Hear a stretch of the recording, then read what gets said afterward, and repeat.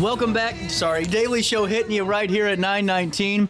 Harvey, welcome in. Hey, thank you so much. I appreciate it. So really excited. We were just chatting it up a little bit. Before we even talk about the concert, happy retirement, Harvey. Well, thank you. It's about time. Well, honestly, I've always heard every retired person I've had come on the show, they say really being retired means you just work for free. Yes, you're exactly right. I anticipate I'll be much busier in 2025 than I ever have been. Really cool. Well, Harvey, you and I were talking on the phone a couple of days ago, and that's what Friends Are For, is a really cool concert coming up December the 8th to raise money for 2 not-for-profit organizations. But the story of really how this came together and just hearing a little bit of it is so fascinating. And where do we start? Wherever you want to. It's So, your show. You were talking about your grandpa, and really I think that's where we start this, because really when we get to where the concert is now and how this all developed, I think there's no better way than starting with the backstory. So fill me in on your grandfather a little bit and the reason leading up to this event. Great. My grandpa Rader was born in 1891. He came over here at the age of 5 with his mother from Baden-Baden, Germany.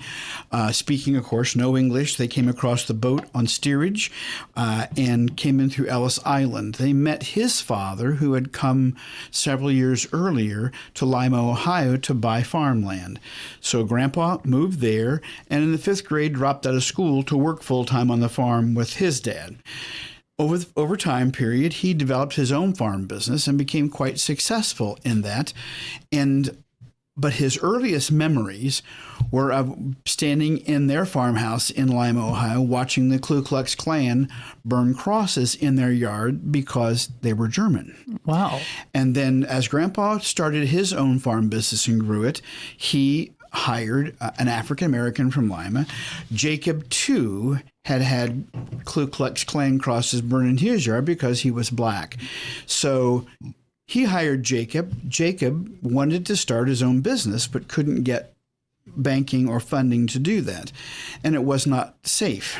So my grandpa said he would fund the startup business, but that Jacob's name couldn't be on it publicly or face. So my grandpa and his brother Matthew took Jacob's business plan. At the time, you could buy or lease individual oil pumping wells in Findlay, Ohio area because Standard Oil didn't have the huge refineries that they had. Mm-hmm. So Jacob's plan was to lease a number of these and convert them into moneymakers. My grandpa liked his business plan. Even though Grandpa left school in the 5th grade, he was a very fine businessman, very good with math. So they sat down together. They drew up informal paperwork. And so Black and White Oil was started. And the people in Lima thought black was for crude oil. Right. Okay. And so they proceeded. No one knew. It grew and grew, and Jacob reported to work every day as if he were an employee. And then in the late 50s, early 60s, my grandpa, who was then nearly 90, decided to sell his farm to the local school district. So at that time, they learned that he didn't own this oil company, that Jacob did. So Grandpa moved before I was born. He moved into a mobile home behind my parents' house.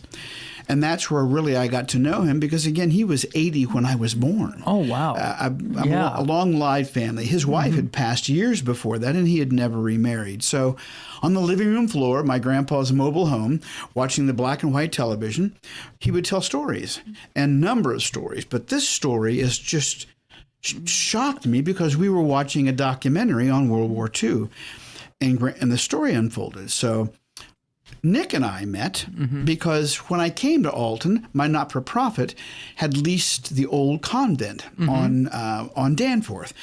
My plan was to build an international school there. It fit everything because I've been in education and business for 30 years, 40 years. And so we were just on the verge of being able to open the Center for the Performing Arts when I had major medical accident, a major concussion, open heart surgery, and had to step back from everything. Wow. So Nick was on the planning board of this because of his work in urban agriculture.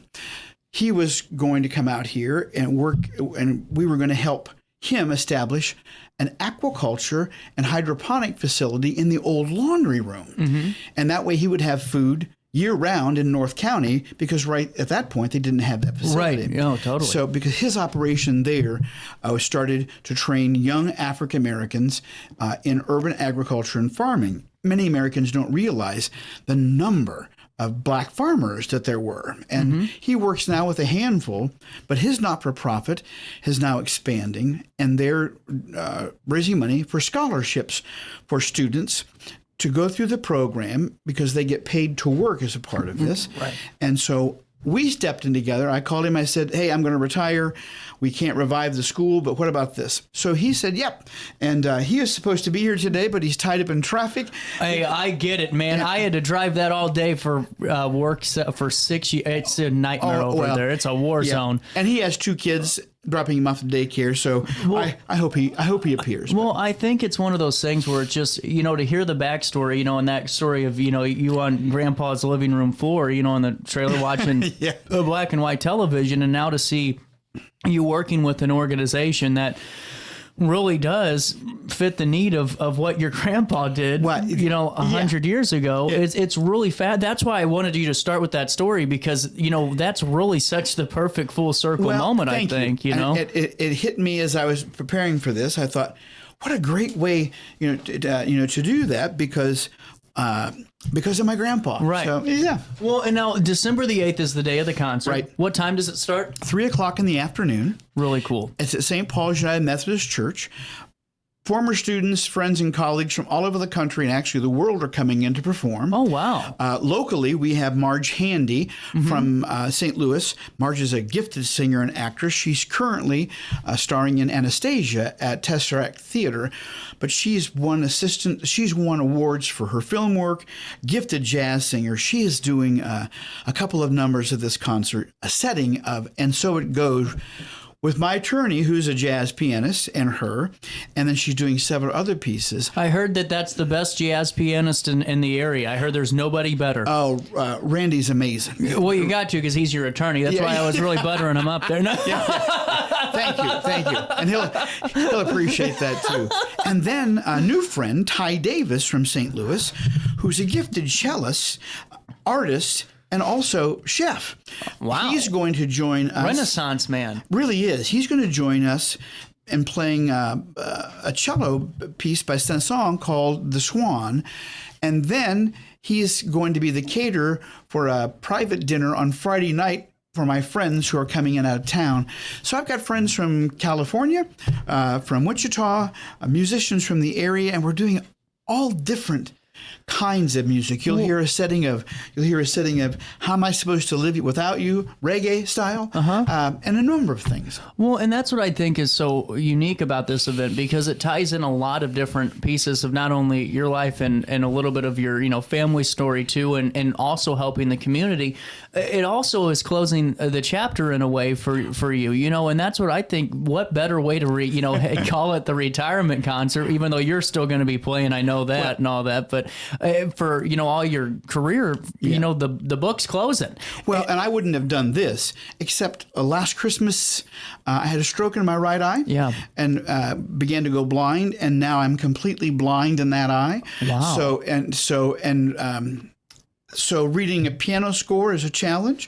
So I thought, well, now's a good time to move on to other things. So What are your thoughts right now as you're kind of heading into this? Is there any bittersweetness to it, or is it just kind of just more anticipation than anything else and excitement? It's joy to have had a career that I never intended to have. I went into music and not ever going to teach. My parents said they would not pay for a degree unless I had a teaching license. But I went to my advisor and I said, I'm not getting a teaching degree. How do I appease my parents? So I got my bachelor's in music, and they took enough classes in those days to get certified, and then had a horrible student teaching experience in Toledo, Ohio. I mean, just god awful. What can I ask how? Was it like that movie with Chaffetz where it was like in high school? Oh, no, it was even worse. No way. Because I think the guy they assigned me to was high in the classroom. Oh, no. So I walked in, and it was chaos. I mean, just chaos. And he's sitting reading the newspaper, and I introduced myself. Oh, he said, yeah, I forgot you were coming. He handed me his books, his keys, and said, I'll see you in 16 minutes. No way. I'm serious. And you need to know, I came out of the womb direct. So I said, oh, heavens, no. Here are your keys. Here's your book. I'm out of here. Went back to my advisor, who said, Harvey, this is 1976. We don't have any place to put you because the teaching profession was packed at that time. Oh, wow, yeah. I said, you owe me. I said, I came here 3 years ago. I'm the first person to ever get this degree in 3 years. You owe me. Well, Jim was my height, about 5'2", and I said, come on, from one short guy to another. He laughed, and he found me Van Wert, Ohio, and a man named L.W. Schaufelberger. L.W. Schaufelberger and him were classmates in college and fraternity brothers. So LW said, I'll take him. I don't want to, but I'll take him. So I walk into this huge high school, and I had 55 people in my graduating class. Oh, okay, yeah. I walked into Van Wert High School, and there were 400 people in the senior class. Yeah. So I walked in. LW was professional. He would sat with me and said, I'll have you start here. And he said, you'll never direct the top choirs, but I'll give you the beginning choirs, and we'll be okay. Well, he learned I played the piano, and he and I began to hit it off. And I sat down because they had a staff pianist who was sick, and I sat down and played it. And he went, oh, you're a really good musician. I said, thank you. He said, I didn't know a thing about you. Jim just said I owed him a favor, and I did. And so that 16-week period transformed me. Yeah. LW was a gifted teacher. So as we went along, he said, well, I'm going to give you a piece to do with the advanced choir and then the sophomore choir. And I learned how to get along with kids, to be in charge, but to be friends. So the sophomore choir there was the love of my life. But my last day there, they were preparing for graduation, and they opened the school theme song, and I was to direct it, and they set me up. Mr. Middleton was there. It was my final observation. I gave the downbeat, and they sang, "Oh, leprechaun, we love you so, but we sure wish that you would grow." And I just fell out. So from there, I went, yeah, I got to do this. And that took me down that trajectory. So before we bring Nick into the studio, because he's just made it down good. here, before we do that, I got to ask you, actually, we'll take a quick break, but when we come back, I want you to think about this. How has teaching evolved throughout the years? Because you guys have something that's so important here. And hey, Nick, hold on one second here. Hold on one second here. This is what I want you to ponder. Is how has teaching evolved through the years, but also how has it been important for you, and how have you been able to keep students engaged with all the changes to music in the industries too? Okay, sure. Let's think about that. 9:32, more conversations hit you next. Life's better when you're under the American Family Insurance roof, because they know your house is home base for their dreams. Whether it's a kid like me aiming for the big leagues, ready, future rocket scientist, we have liftoff, or a budding prima ballerina. When you feel totally protected, your family's free to pursue their dreams. She's good. Let's go. American Family Insurance. When life throws unexpected challenges your way, you need a versatile legal ally to protect you. Sean Lentz, with over 12 years of experience, is here to help you in a variety of avenues. From personal injury to criminal defense and even semi-truck accidents, Sean Lentz has your back. Don't wait for the justice that you deserve. Call 618-465-8000 and see how Sean can help you today. No matter the season, Play It Again Sports in Edwardsville has the gear the athletes need to get in the game. Whether you're shopping for the newest sports equipment or saving money on quality used gear, Play It Again Sports carries what you need to maximize performance to get the most out of every swing, kick, stroke, or shot. We'll even buy your used goods, paying cash on the spot. We carry all the gear for all the sports all year long. We're your hometown sporting goods store. Play It Again Sports, conveniently located at 4 Club Center Court in Edwardsville. Ready for fantastic deals? Head to Village Dispensary, where every day is a celebration. Start your week with 25% off Dog Walker pre-rolls on Monday. Tuesday, enjoy 25% off Divs gummies. On Wednesday, enjoy 30% off Nevada pens. On Thursday, it's 30% off CQ sodas, margaritas, and more. Friday, enjoy 3.5 grams of Megatron by NGW and Cronuts number 4 by Paul Bunyan for $25. Visit VillageDispo.com and shop now. Picture This and More has been a trusted name in the Alton community for more than 30 years, with the last 3 being right here on Broadway. We specialize in quality framing at affordable prices. We also feature works by local artists because we're proud of our community. If you have valued treasures to display and preserve, we're sure to have the perfect fit with our large selection of custom framing and display options. Whatever color, shape, or size, Picture This and More has the look you need. Stop by today and let us help you with your next project. Welcome back to our daily show. Here's CJ.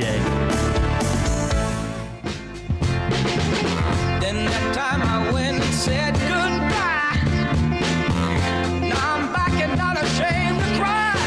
Ooh, baby, here I am, signed, sealed, delivered, I'm yours. Here I am, baby. Oh, you got the future in your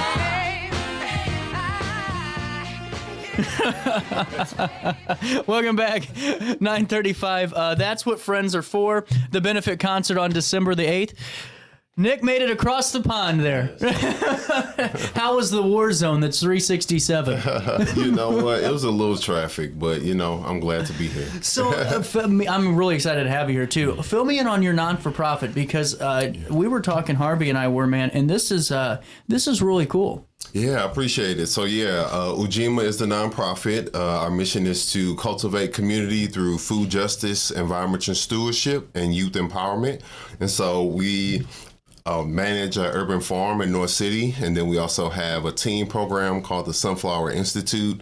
We pay teenagers and young adults $20 an hour to work with us, and we engage them in the urban farm, and then we also take them on camping trips. We go on float trips, and then we engage them in professional development, but then we also do mental health support to support them and their families as well. That's really cool. And you know, I always, the last couple of years with having all these not-for-profits on the show and talking about different organizations, there's always such a need really for just what you guys are doing, getting kids outside and learning about these very important, not only life skills, but also ways that we can critically think in other aspects of our lives and really benefit from it. And, over in North County, what I thought was really cool too, about a year ago, I went over and seeing some of the really great hiking areas too that are in some of the portions that you would drive by and never think of being really great areas. How long has this been in operation? Yeah, so the Urban Farm has been around since November of 2021, but the nonprofit, we started officially in 2018. And now take me through some of the reaction from the Urban Farm. Yeah, so it's been great. We've gotten a lot of support from neighbors. We've hosted quarterly neighborhood cleanups with organizations like Earth Day 365, and we've been able to clean up over 10,000 pounds of trash in North City. Wow. Since, since we had the farm. So that's incredible. And to me though, it does even more than all of what you've listed. It teaches a sense of community pride too, and that loving where you live aspect of it all. And what are some of the takeaways that some of the kids that you work with, have in their experiences, from these community projects down to just, some of the entertainment events that you guys put on? Yeah, so we've gotten a lot of great feedback from the young adults and the teens that we work with. And so they're really inspired by working with us because they see professionals that look like them in various arenas, whether it be agriculture, culinary arts, conservation. And so a lot of times you don't know what what's out there. And so there are a lot of opportunities, like through our partnership with the Missouri Department of Conservation. There are jobs that exist in their realm that I didn't know about. And so to be able to expose them to staff and those type of outdoor education activities, I think is really cool. And so it really opens up the opportunities that are available to them. Well, and now take me to George Washington Carver Farm. I see this on your website. Is this still looking to grow? Yeah. So we currently have a house and a half acre. I'm really proud because my grandmother has actually lived in this community for over 40 years. Oh, wow. And so to have this opportunity to be about change and community in that space is really special. And so, we have the opportunity to expand. We have vacant properties surrounding the urban farm. And so we have the ability to purchase some more land next year. So I'm really excited about that. Let me play this video. Welcome to George Washington Carver Farms. This community hub will honor the Missouri legend who transformed the way we grow food in America. We've had enough of this nonsense. We will be restoring abandoned and unsafe land. The trees and plants we sow improve the air and soil quality. Our native garden will create a rich and vibrant habitat for pollinators. Our progress will create a sustainable green space. We are committed to restoring our neighborhood and combating illegal dumping. Help us continue our mission of cultivating community through food justice, environmental stewardship, and youth empowerment. Check out UjimaSTL.com to donate, find volunteer opportunities, and learn more about the first phase of George Washington Carver Farms. In the words of George Washington Carver, where there's no vision, there's no hope. How about that?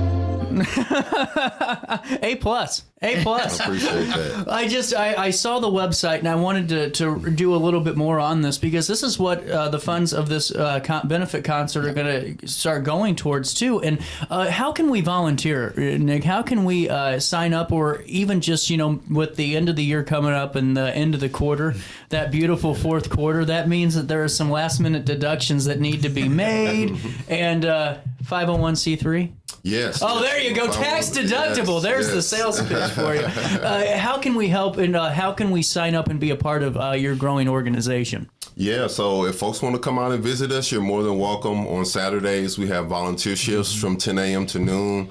And then folks are always welcome to donate. You can donate and sign up for volunteers on our website.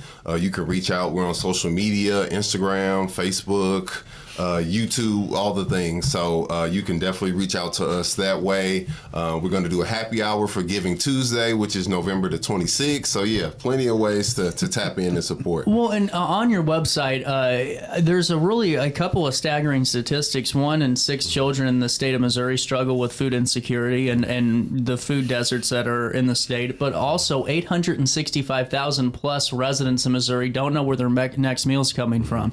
And now, what's the end goal for the organization? What's that final place look like for you, where you're envisioning, you've reached that mountaintop and you've really achieved that final mission? What is that mission for you?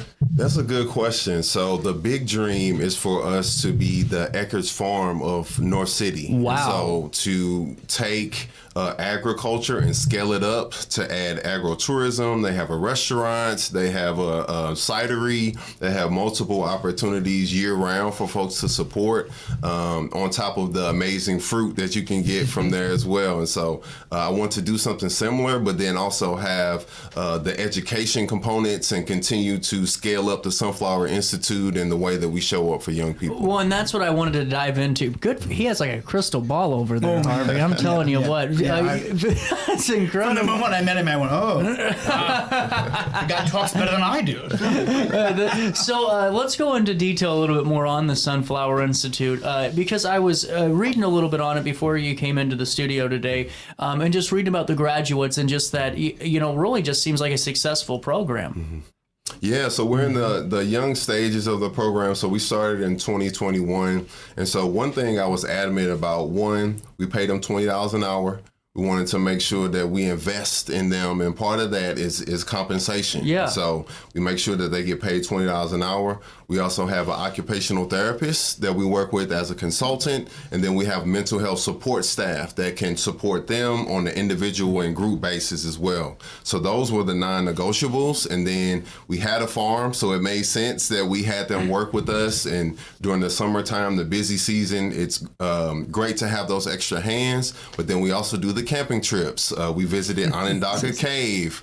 And so we really do an intentional work about exposing them to the amazing green spaces in Missouri, but then also connecting them with other opportunities once they leave us, whether it be internships or job opportunities. One of the things that has been such a misconception from youth across the entire St. Louis Metro East is the lack of availability to the what I call the core principles in a young person's life, and that's entertainment and that nuanced feeling of innovation and of culture, and also just finding that real overall experience that incorporates all aspects of life, that family aspect, the going out aspect, but also the educational. And I don't feel like our young people realize the opportunities that are just in the 618 and 314 areas.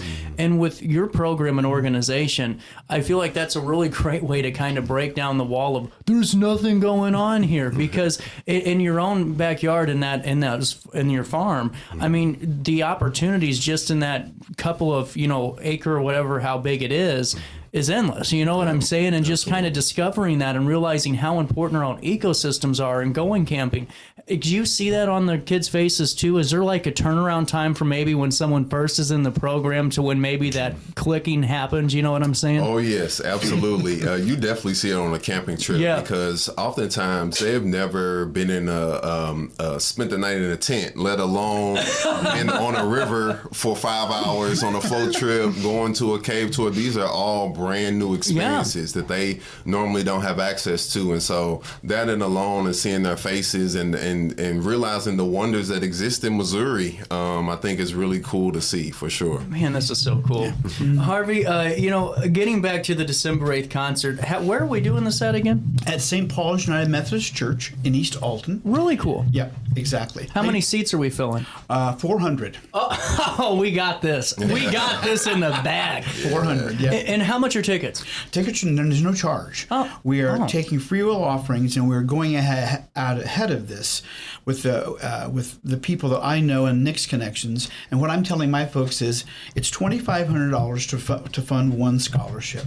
I already have a donor out there who will match that $2,500 if I raise it. So the approach is I don't want people to be barred from attending a really great concert who may not have the financial ability to do so, that type of thing. So we're saying, y'all come, we're going to take up a free will donation. But outside of this, I am reaching out to my friends and colleagues and business people to say, here's what's going on. Step up, and I'm guilting him into it. Well, honestly, I keep telling him I'm an old man. It's honoring my grandfather. My mother's birthday is the same day.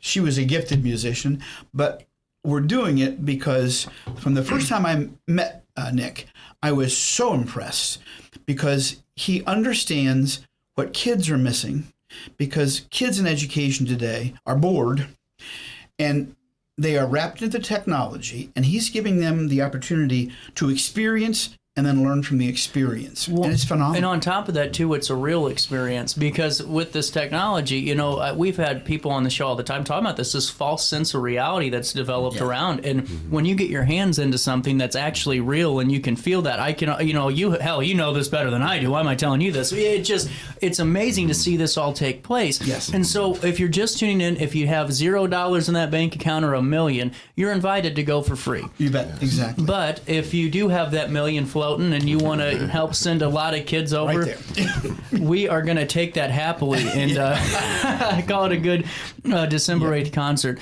But before I let both of you go, and this has been a great conversation, so thanks for being a part of it. Thank you for the invitation. No, this is great. Nick, I got to ask you, you talked to me during the break about the newer alderwoman coming over and kind of just working with you guys a little bit. the conversations with the elected officials have got to be really positive ones, because especially, when you turn on regional news and every 30 seconds it's like, well, here's another bad thing, bad thing, bad thing, bad thing. Here's how you can help us. Bad thing, bad thing, bad thing. They've got to love the fact that there is somebody investing actively, and there's so many, Nicks out there in St. Louis, but something like this that's really hands-on with the youth, that's really about building that next generation. What do their conversations sound like with you? So they've all been positive. I remember the first time I met Alderwoman Laura Keyes, it was at a event in which we got awarded. We got a $150,000 grant from Serving Our Communities. So that was really cool. And so Nick's also a part of my show. Welcome to the new co-host. Sorry. Yes. So at that event, I had never met her in person, and in conversation, she was saying that she's new to this position and she really wanted to have fruit trees in the community. And I was like, we literally have 14 fruit trees right now in our urban farm. And so it was just a really organic, positive conversation. And so she was really excited about the work that we were doing, and the fact that my grandma has been in the community for so long. It just made sense. And so I'm grateful for her support and the community as well. So before I let you go, that's where I wanted to end on was with your grandma, because being in a neighborhood for 40 years, you see the growth, the highs, the lows of everything. What are her thoughts now, with this development going on back there and all the work that you're doing, just her takeaway on how everything's going? Yeah, she's really proud. And so while I don't currently live in that community, she always stops by and checks on the farm for me. And just recently, a couple of weeks ago, I dropped off some collard greens. And so she's proud. And I'm a little biased because I'm the first grandbaby. But she loves what I do, and she's always checking in on me. And it's another opportunity for me to go see her. And the fact that I work in her neighborhood is really amazing, too. That's really cool, man.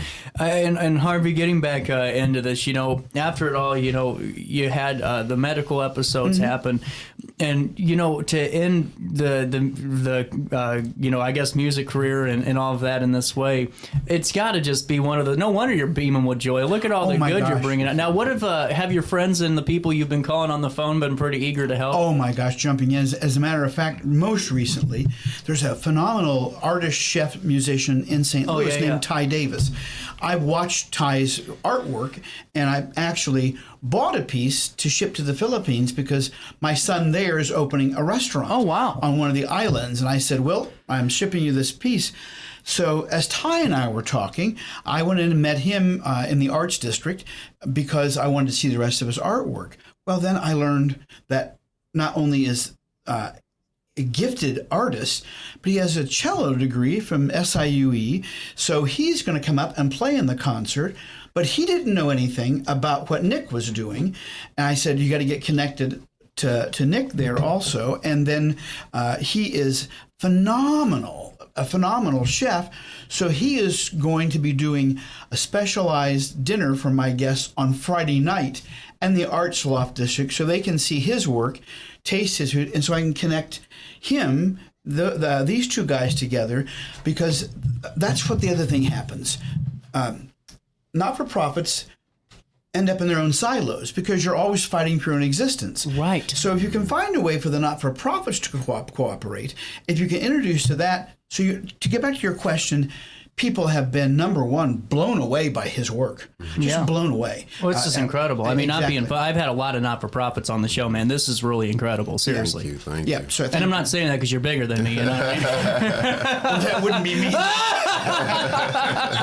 Maybe bigger this way. Well, Harvey, we got a couple of minutes, about 60 seconds left. Give me your sales pitch to That's What Friends Are For. The floor is yours, Senator. Get us there. Sights and sounds, and where are we heading to on December the 8th at what time? December the 8th at 3 p.m. You will have the opportunity for free to experience phenomenal music, to benefit an outstanding not-for-profit, and to spend an hour and a half that in a time where there is not a lot of hope, great hope is there, and you will see the potential of the future as we head into 2025. You got to come. And if you can't come, more important, you got to send the organization money. Yes. Because that is what's needed to keep his vision and growth going. So I'm a lucky man to know him. I'm a lucky man to invite people to this concert. And I'm also lucky to hit people up for money. Absolutely. Nick, man, my pleasure. What's the best way for folks to stay connected? Yeah, so you can definitely visit our website, ujimastl.org. Can you spell that for us? Yes, UJIMASTL.org. And then we're also under Ujima STL on Instagram and Facebook. So, yes, you can find us on those platforms as well. And you can also go to otherpeopleskids.org, and it's there on my not-for-profit site. Oh, Cooking. really cool. Yeah. Thank you. We'll link everything in a write-up on RiverBender.com. Before we take a quick break, all right, you know the deal. Queen of Junk. Your junk is their business. You know, in St. Louis, Nick, I'm sure there's some properties that got to get all that stuff out of that. You know, I was driving around. I'm not trying to pick on anybody, but some of you got hot tubs and things that are laying around since the first Bush administration. It's sad. You got to call the Queen of Junk. You know, for 30 years, she's been the Queen of Junk, and she took on the big guys. She decided that this year she is going to be, or last year she was going to be the trash provider for the area, taking on literally the big companies because they don't care. No. You know, you call and then they go, well, we're going to expedite your claim and we're going to call it a day. What she does is she answers the phone. Isn't that wild? Like the business owner answers it. Yeah. Now her purple and yellow trash cans are popping up and mating like bunny rabbits. It's crazy to see all the work. Go to sparksjunkremoval.net, reclaim your space today, and start your journey with the Queen of Junk, now the Queen of Trash today. Looking for